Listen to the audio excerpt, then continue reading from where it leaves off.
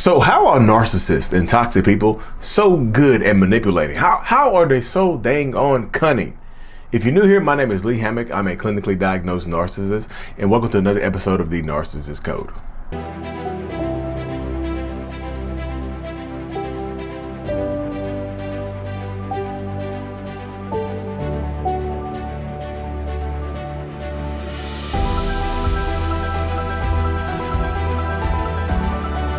All right, welcome back. Hop right into it. Let's hop right into the mix and whatnot, y'all. How are narcissistic people so good at manipulation? How are they so good at getting away with things and gaslighting and convincing you that you are wrong and deflecting blame like a tennis ball? Like, you know, they act like they Serena Williams deflecting tennis balls back at you. You see what I'm saying? But that happens. Like, so how do they get so good at it? You know, let me start off by saying this. Narcissistic people are not all smart they're not all smart people. Let's just say that right there. I'm not gonna say narcissists are dumb, because if y'all just agree like, no, narcissists are super dumb, they're all so stupid, then you got to kind of take a look, just like, okay, they're stupid, but you see I'm going with this. You know, not all narcissists are dumb, but you don't have to be dumb or smart to be a manipulator. You don't have to be weak to get manipulated. It's just like narcissistic people get so good at manipulation because it's survival. You know, get so good at manipulating people, manipulating others, because that's how we learn how to survive in our childhood. That's how we learn how to survive growing up. That's how we learn how to survive coming up into this world. That's how we learned. That's part of the process. That's how we got here in the first place. You know what I mean? So that's one of the things that can happen with narcissistic people, is that, like, when we are growing up, we are always on self-defense. Very rarely do we feel safe growing up, right? So we learn how to manipulate and defend ourselves against other people. Typically, it's the abusive parent that we had, or the neglectful parent that we had growing up, right?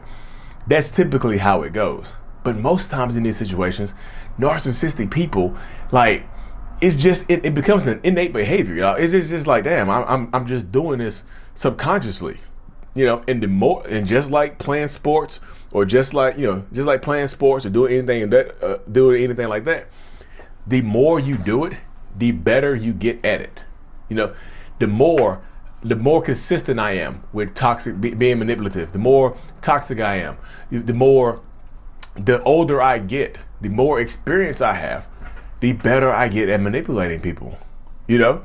So I'm going to be a better manipulator as an adult that has been through 10, 15, 20 relationships than I was as a as a teenager in my first relationship, in my third relationship. You see what I'm saying? Like, I learn as I go. And like a lot of narcissistic people learn as they go along. You know, what worked on you or what didn't work on you might not work on, or might work on the next person, the new supply. You see, the things, they learn as they go. They learn as they go, and they learn as they grow. So that's why I try to convince people, I say, hey, look, this narcissistic person that you're with right now, they might be absolutely just detrimentally toxic to everyone around them, but they learned it from somewhere. They got it from somewhere. They didn't just wake up toxic as hell. They wasn't born toxic and, you know, self-defense manipulation. A lot of times it's environmental. The manipulation becomes a side effect of the environment that they are in, the environment that we grow up in, the environment that we are a part of, pretty much.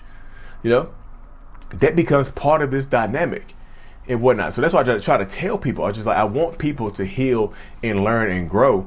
But when you're dealing with narcissists, so narcissistic people, like, if you are their sixth wife or their sixth marriage, their sixth husband, they're going to be better at manipulating you than they were with the first spouse, you know?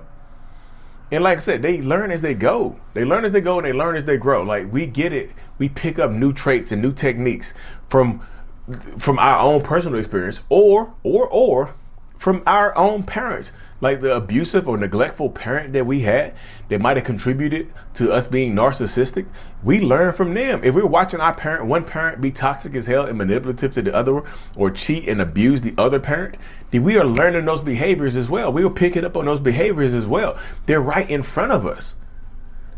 You know, this is our first little narcissism. You know, like, is there a class that narcissists learn and pick up their traits from, how to be manipulators? Yeah. A lot of times the first classroom is their home. You know, they get homeschooled for narcissism. You know, it's a homeschool for narcissism. Like, for real, I know it sounds silly, but that's how it goes. In the mindset of a lot of toxic, narcissistic, abusive people. Like, they get homeschooled. They learn it from home, and they take it out into the They take it out into the real world, and they perfect their craft. They hone in on their craft. You know? They hone in on it. They wake up and they just keep doing it and getting worse and getting worse and getting worse. They get worse at how they treat people, but they get better at manipulating people. So that's why I just tell people, just because you see somebody in a long-term relationship with your toxic narcissistic ex, doesn't mean that person is happy with them now. They could be, just like you were a victim, they could be a victim as well, but they're just getting a different form of manipulation, because some people, or just being realistic, some people might be more susceptible to manipulation. They might be in a vulnerable state. You know, you might be in a vulnerable state. That narcissistic person might be going through a moment of grief. They learn how to use grief in their circumstances to guilt you into believing them, or forgetting things, or forgiving them and whatnot, or just moving past certain issues. Just the situation is very important. So narcissistic people tend to use their situation and their environments as an excuse for their toxic behaviors. So they convince you. If you're a kind, caring, empathetic person, you might be easier to manipulate by a narcissistic person that is preying and playing on your emotional state. That is playing or preying on the mindset that you have, like what you possess and what you have going on right now. That's a distinct possibility of what is going on, of what is happening and whatnot. So that's why I want to tell people, just like, narcissistic people, the more, and this is going to sound crazy. No, it's not going to sound crazy. The more chances you give them, the better they might become at manipulating you, or just thinking that they can get away with it, or just thinking that you accept their behaviors. Whatever their behaviors are, they think you are accepting of the behaviors. So they try to manipulate you into thinking that you're okay with the behaviors. You know, they learn from it. They learn from experience. Like, experience, it tends to be experience is the best teacher. So if I'm getting this experience from home, then I'm going to be better at manipulating people. I'm going to be better at getting inside of people's minds and whatnot. So I take what I learned from home. I got an A+ in homeschool, in narcissistic homeschool, manipulation 101. I got an A+. I'm the valedictorian of homeschool.